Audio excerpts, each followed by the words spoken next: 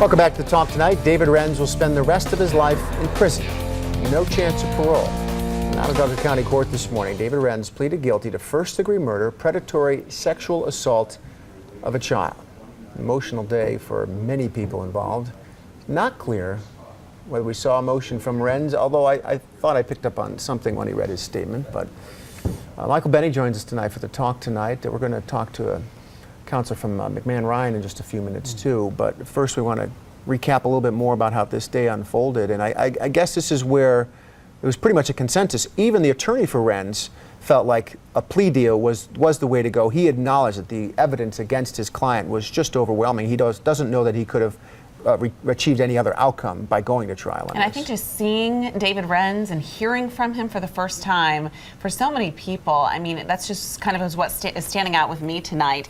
He's such small stature. I mean, he doesn't appear to be this big, giant monster. He obviously is, but he's just so small in stature that it's kind of alarming almost. Yeah, and the DA acknowledged that too, that there's times where he's looked at the man in the courtroom and said, how could this be the guy who started with the gun, had a knife, and ended up just brutally killing somebody in an extraordinarily violent manner, in addition to the rape of the child. So evil is evil. Yeah, no matter how big you are or what you look like. Yeah. I'm struck by the statements, and we've sort of made, to some degree, a deal. It's the first time we've heard from him, so obviously it's news. But the sanitized version of the events that night just kill me in his written statement to the court. Some of it goes a little bit like, I restrained Lori Bresnahan. Yeah. Well, no, you tied her up, really. Yeah. And you did a whole lot more. It's such too. a sanitized version of what actually happened, and the fact that he turned Lori Bresnahan's minivan into a torture chamber for however long these attacks lasted. We assume it's less than an hour. That to me, what struck me the most was that he's in court saying this highly sanitized version of what happened.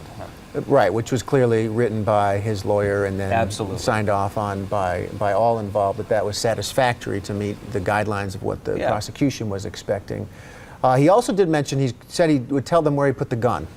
Which is key. That's been a mystery for the investigators. As we look at the field there, which is the area off Verplank Road where the car was stopped, where the murder took place, and then Renz ran off, probably when Bill Craig arrived on the scene, and it was the first he knew that somebody might catch him doing what he was doing. You know, I sort of almost thought that maybe in a sick, twisted way he would want a trial, that he might, because he is such a sick and twisted person. There are some who do want that attention. That he might want the attention of it all, that he might want to spill it all out in open court and have everyone hear exactly what happened that night in graphic detail. I think fortunately for all of us, we're not going to hear those details. There was so much pain in his mother today. Yes. You could just tell. It's amazing this woman is still managed to live in town, to manage to stay in central New York. And I thought it took quite a bit of courage for her, with his attorney at her side, to come out and read a statement that obviously was heartfelt. It's something that I could tell she wrote that. Very well done. A sense of. And she didn't have to. No. She did not have to do that. No, she could have even done it privately without doing it publicly. Absolutely. If she could have sent them the letter or had it handed to them or something. There's so many lives who have just been ruined by this one man. I think that's the thing that strikes me most about the mother's statement. She certainly could have done it privately to the Bresnahan family, and I know some of them, and they would have accepted that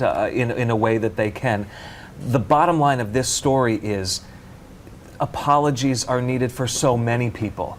Yeah. So many for people. His actions. For what he did. Right. So many people. For fathers at home who get nervous when their wives leave the house with their kids and go to the mall from now on. To women who are looking over their shoulders in a parking lot as they're with the kids. To all the rest of us who were just sickened by what happened. And you know what? I mean, there's so many apologies that needed to go around. And apologies and words will really do nothing. We heard from him today, but I think that those fears will last for so long. I think they will. There definitely will be residual, that's for sure. Michael, thanks for joining us as you do every night. Our conversation continues on this topic in just a moment with some insight into what children deal with during court proceedings. Would it have been better to go through a trial, or is it better to avoid one? A representative from McMahon Ryan Child Advocacy Center joins us next.